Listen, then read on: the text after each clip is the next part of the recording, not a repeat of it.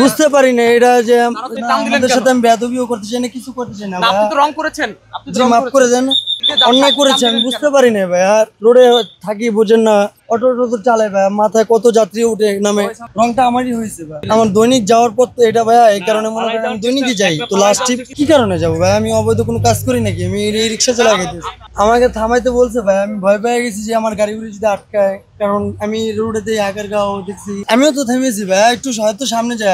Request করলাম যে মামলা না দেওয়ার জন্য। আমি রোড ইন্সপেক্টর, আমার ফল ছিল হেলমেট ছাড়া। মামলা দিয়ে দিছে।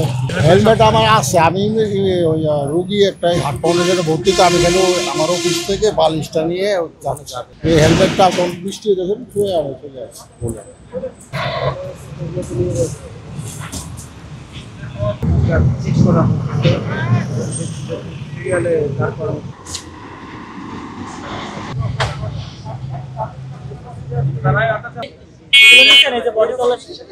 বডি তল্লাশি করতেছে এটা নিচে।